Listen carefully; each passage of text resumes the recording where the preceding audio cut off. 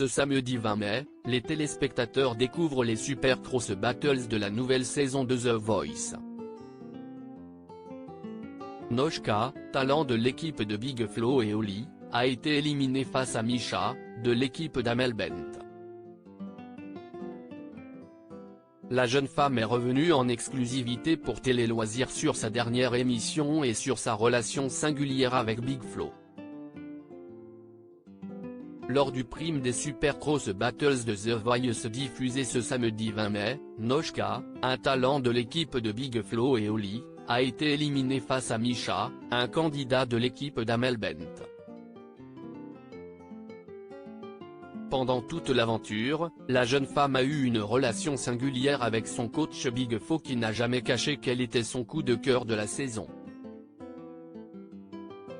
Il lui a d'ailleurs fait de nombreux compliments pendant sa dernière prestation, ce qu'elle ne réalise toujours pas aujourd'hui. Noshka est revenue en exclusivité pour Télé Loisirs sur sa dernière émission et sur sa relation singulière avec Big Flo. Il m'a dit de foncer et de m'assumer. Noshka a dévoilé les mots d'encouragement de Big Flo Télé Loisirs. Comment appréhendiez-vous les Supercross Battles après avoir été plébiscité à plus de 74% par le public lors des Cross Battles? Noshka, pour les Supercross Battles, j'étais un peu stressé mais comme d'habitude.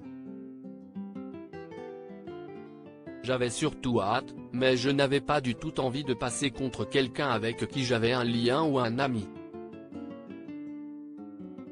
Vous êtes tombé face à quelqu'un que vous aimiez beaucoup pendant les Supercross Battles? Oui. Je n'avais même plus envie de chanter du tout. C'est-à-dire que ça m'a brisé le cœur, je me suis dit mais je n'ai pas envie de faire la compétition avec lui. Du coup, je n'étais pas du tout dedans, je n'avais pas envie. Je voyais les gens passer au fur et à mesure et je savais que j'allais tomber face à Misha. On se regardait et je me disais je suis certaine que je vais passer face à lui. Je n'avais vraiment aucune envie d'y aller. Big Flo et Oli m'ont dit que ça allait le faire, mais je me suis pris un pourcentage qui fait mal. C'était assez difficile.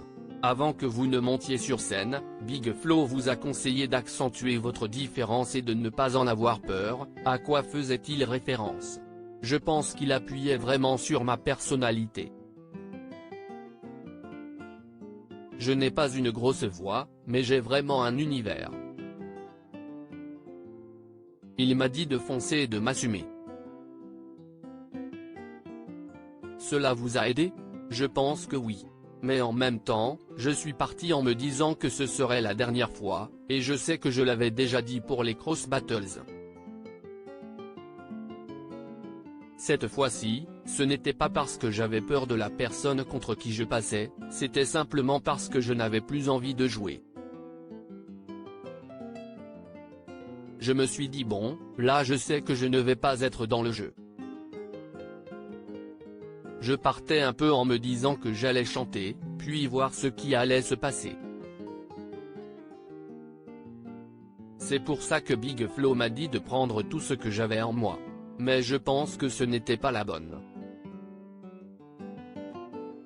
Dans un sens, je savais aussi que je ne pouvais pas aller beaucoup plus loin parce que les talents qui restent ont des grandes voix. Je pense que j'ai fait le plus long chemin que je pouvais faire et c'est très bien comme ça. Vous êtes le coup de cœur de cette saison de Big Flo, comment vous a-t-il aidé à appréhender l'émission? Big Flo m'a aidé en faisant des blagues. Rire, puis, souvent, c'était un environnement zen, il essayait de me faire lâcher prise et il me disait je sais que tu sais ce que tu vaux, mais tu culpabilises par rapport aux autres. Je suis très empathique. Et il me disait de penser à moi et de foncer. Il me motivait en me disant je sais que tu peux le faire. Ce n'était pas dans le sens prends confiance en toi, mais plutôt dans le sens assume qui tu es et ce que tu fais. j'aimerais qu'il puisse connaître tous mes morceaux, a avoué Noshka à propos de Big Flo. Qu'avez-vous ressenti lors de la déclaration de Big Flo après votre passage? Je ne réalise pas. J'ai du mal à me le rentrer dans le crâne. Rire, même encore aujourd'hui, je me dis que c'est totalement dingue parce que la personne que j'ai écoutée pendant que j'étais au collège et dont j'étais super fan, me dit qu'il est fan de moi. Je me dis attends, il y a un problème, c'est pour l'émission qu'il me dit ça. Rire, j'ai un peu ce syndrome où je me dis que ce n'est pas possible. En tout cas, ça m'a vraiment fait plaisir, mais j'ai toujours du mal à me dire que c'est la vérité. Êtes-vous toujours en contact avec lui aujourd'hui? On a un petit peu échangé de temps en temps, mais pas énormément.